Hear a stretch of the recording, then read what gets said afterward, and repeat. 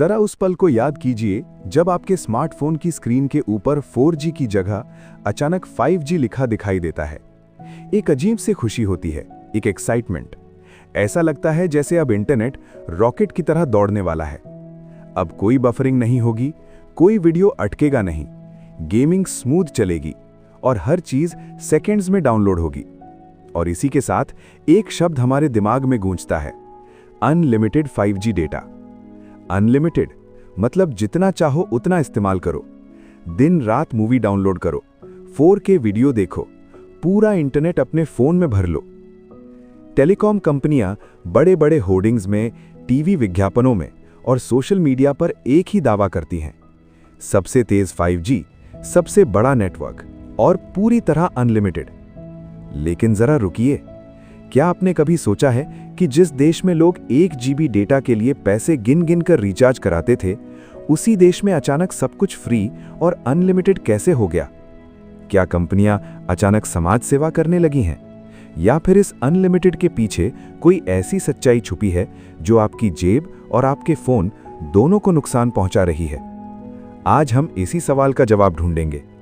आज हम 5G के उस सच की बात करेंगे जो आपको किसी भी विज्ञापन में कभी साफ शब्दों में नहीं बताया जाता।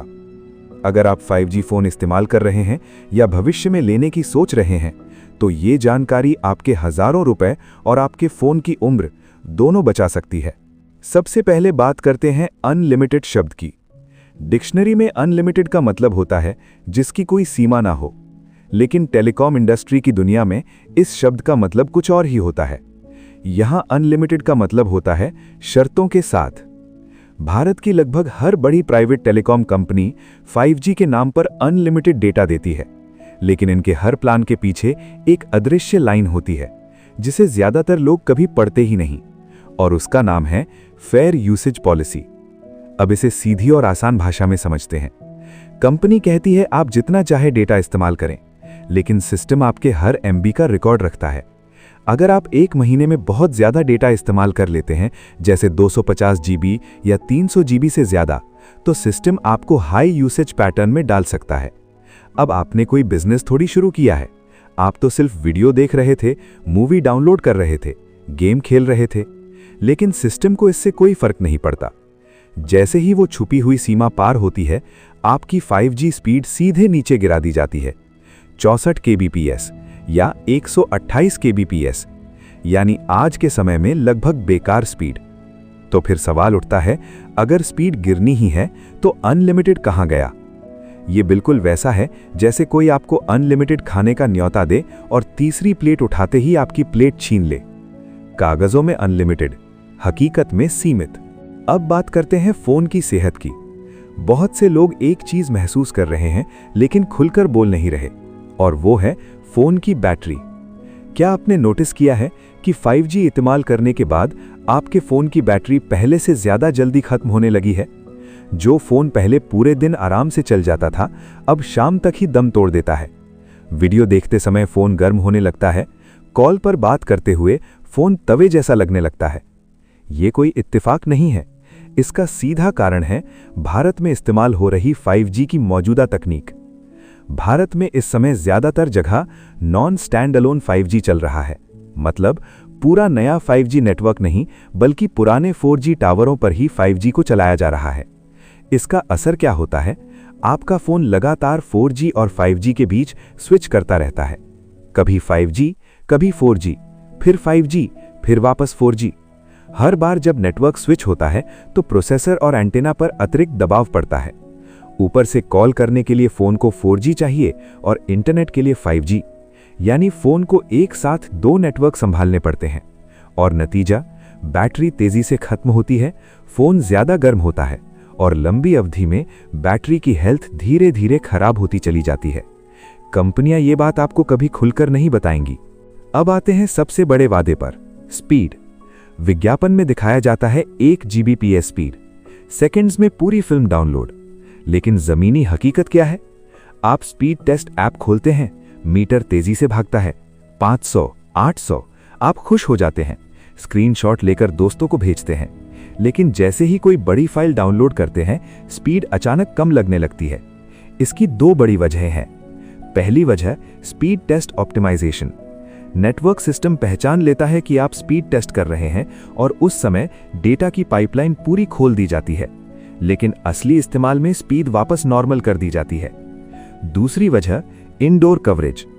5G की फ्रीक्वेंसी बहुत ज्यादा होती है और साइंस का नियम है जितनी ज्यादा फ्रीक्वेंसी उतनी कम दीवार भेदने की ताकत। छत पर 5G, कमरे में 4G, बाथरूम में नेटवर्क गायब। आज भी भारत के बहुत से घरों में स्टेबल 5G सिग्नल नहीं पहुंचता। प्लान 5G का अनुभव कई जगह 4G जैसा। अब सवाल उठता है, 5G अभी फ्री क्यों है? इसका जवाब इतिहास में छुपा है। याद कीजिए 4G का शुरुआती दौर। तब भी इंटरनेट सस्ता था, डेटा लगभग फ्री जैसा लगता था। पहले लोगों को आदत डाली गई, फिर धीरे धीरे प्लान महंगे होते चले गए। 5G के साथ वही रणनीति दोहराई जा रही है। अभी फ्री है क्योंकि कंपनियां बाजार पर कब्जा करना चाहती हैं। जब हर यूजर 5G पर शिफ्ट हो जाएगा, तब अलग प्लान आएंगे, अलग चार्जेस आएंगे और अलग लिमिट्स भी। एक और जरूरी मुद्दा, प्राइवेसी। 5G के छोटे टावर लोकेशन ट्रैकिंग को काफी ज्यादा सटीक बना देते हैं। मतलब तेज इंटरनेट के बदले आपका डेटा और आपकी प्राइवेसी कीमत चुकाती है। ये बात ज्यादातर लोग सोचते ही नहीं। अब एक और सवाल उठता है जिसके बारे में बहुत कम लोग बात करते हैं, और वो सवाल है, क्या भारत अभी सच में 5G के लिए तैयार है? कागजों में और विज्ञापनों में तो देश को 5G पावर हाउस बताया जा रहा है, लेकिन जमीनी हकीकत थोड़ी अलग है। आज भी भारत के हजारों गांवों में ढंग का 4G नेटवर्क तक उपलब्ध नहीं है। कई जगह कॉल ड्रॉप और स्लो इंटरनेट आज भी रोजमर्रा की समस्या है। ऐसे में सवाल ये है, अगर बेसिक नेटवर्क अब तक मजबूत नहीं हुआ तो 5G कितना भरोसेमंद हो सकता है? 5G सिर्फ मोबाइल इंटरनेट नहीं है। ये तकनीक ऑटोमेशन, स्मार्ट सिटी, ड्रोन और इंडस्ट्री कंट्रोल जैसे बड़े सिस्टम से जुड़ी होती है। लेकिन इन सब के लिए सबसे जरूरी चीज है मजबूत और स्थिर इंफ्रास्ट्रक्चर। और यही वो जगह है जहां अभी भारत पीछे है। कई जगह 5G टावर सिर्फ टेस्टिंग के लिए लगाए गए हैं। नेटवर्क दिखता है लेकिन स्थिर नहीं होता। कभी 5G, कभी 4G और कभी नो नेटवर्क। यानी तकनीक मौजूद है लेकिन भरोसा अभी भी कमजोर है। एक और सच्चाई ये भी है कि 5G फोन हर किसी के लिए फायदेमंद नहीं है। अगर आप normal calling, WhatsApp, social media और यूट्यूब तक ही सीमित हैं, तो 4G आज भी आपके लिए पूरी तरह काफी है। 5G का असली फायदा तभी मिलता है जब नेटवर्क स्थिर हो, बैटरी मजबूत हो और इस्तेमाल प्रोफेशनल लेवल का हो। वरना 5G सिर्फ एक नंबर बनकर रह जाता है जो स्क्रीन पर चमकता है लेकिन अनुभव में ज्यादा फर्क नहीं डालता। यही वजह है कि समझदारी जोश से ज्यादा जरूरी है। तकनीक अपनाइए लेकिन आंख बंद करके नहीं।